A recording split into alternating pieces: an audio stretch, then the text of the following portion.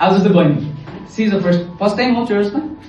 प्रभुको वचन first time सुन्नु हुँदैछ अब हेर्नुहोस् नेक्स्ट टाइम फेरि आउनुहुन्छ उहाँ तर अर्को रूप लिएर आउँछ यु आर स्पिरिट भन्नुहोस् आई एम ए स्पिरिट दिदीले पनि भन्नुपर्ने हुन्छ आई एम ए स्पिरिट म एउटा के भन्नुहोस् त आत्मा तपाईँको identity I M a spirit जबसम्म यो ट्रुथ तपाईँले एक्सेप्ट गर्नुहुन्न नि तपाईँ यु क्यानट चेन्ज तपाईँ शक्तिशाली बन्न सक्नुहुन्न किनभने जब तपाईँको अनलिमिटेड लाइफ चाहिँ कहाँ छ भन्नुहोस् त स्पिरिटमा छ भन्नुहोस् त unlimited life is in the spirit भन्नुहोस् त अनलिमिटेड माई ग्लोरी के भन्नु fame money house everything is in the spirit भन्नुहोस् त इन द स्पिरिट जसले अब यो स्पिरिटबाट ड्र गर्नु चाहन्छ निकाल्नु सक्छ ऊ व्यक्ति संसारमा के हुन जान्छ भन्नुहोस् त अचम्मको उद्वेगको हुन्छ नि मान्छे हुँदै जान्छ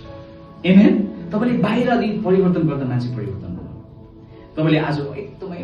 महँगो लुगा लगाएर जानुहोस् हुन्छ तपाईँको पैसा छैन तर तपाईँले महँगो लगाएर धनी देखाउने प्रयास गर्नुहोस् तपाईँले भोलिपल्ट फेरि सक्ने हो 1 महिना तपाईँले धनी रूप देखाउन सक्छ अर्को महिना रेन्ट तिर्नु बेला मान्छे भइहाल्छ यु क्यान तर नि आन्थ्यो जो चाहिँ आत्माबाट चल्न सुरु गर्छ नि उसको प्रोभिजन फाल्टै हुन्छ भन्नुहोस् त आत्माबाट चल्ने व्यक्तिहरूको प्रबन्ध भन्नुहोस् त फाल्टै हुन्छ मान्छेले भन्छ यु आर सो लकी भन्छ यु आर नट लकी खास गरी लकी भनेको लिमिटेड हो कहिले हुन्छ कहिले हुँदैन तर फेभर भनेको चाहिँ एभ्री टाइम हुन्छ एमेन फेभर चाहिँ इटर्नल स्पिरिचुअल लक भनेको यो संसार हुने कुरा बुझ्छ नि तर फेभर ग्रेस भनेको चाहिँ स्पिरिचुअल त्यो चाहिँ आत्मामा बग्छ भन्नुहोस् त आत्मामा बग्छ आज हात उठाएर भन्नुहोस् त एक परमेश्वर पुता म तपाईँको फेभर म तपाईँको grace I will receive in my spirit भन्नुहोस् त I will receive the life of God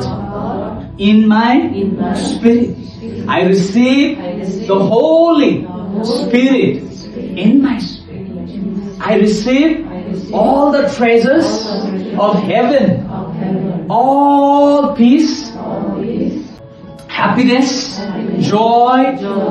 kindness, and faithfulness in my spirit, in the name of Jesus. Every morning उठ्ने अनि यो प्रार्थना गर्ने